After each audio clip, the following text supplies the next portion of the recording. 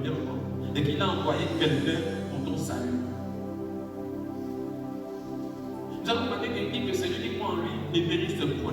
Pourquoi? Mais parce que celui qui croit en Jésus, il hérite des saluts éternels.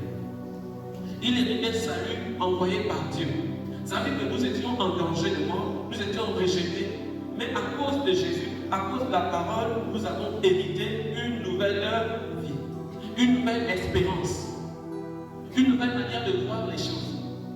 C'est pour ça que nous ne devons pas nous conformer à ce que disent les gens du monde. Un homme du monde ne peut pas conseiller un vrai chrétien, parce qu'il n'a pas la vie en lui. C'est celui qui croit en Jésus qui a la vie et peut transmettre la vie à une autre personne. Mais celui qui n'est pas en Christ, il n'a pas la réelle vie. Il va te transmettre de la mort. Parce que vous comprenez ça. Nous avons remarqué que beaucoup de chrétiens subissent les influences du monde, tout simplement parce qu'ils ne croient pas avec une croyance absolue à la parole de Dieu. Et celui qui croit en lui, celui qui croit à la parole de Dieu, a la vie. Mais si tu crois à la parole de Dieu, on doit voir la démonstration de ta croyance au travers ta marche.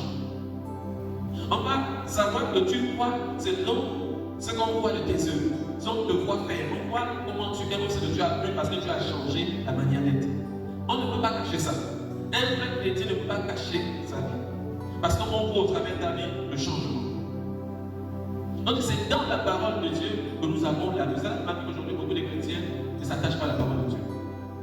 Beaucoup de chrétiens, on s'attache à l'église, on s'attache aux dénominations, on s'attache à beaucoup de choses, mais sauf à la parole de Dieu.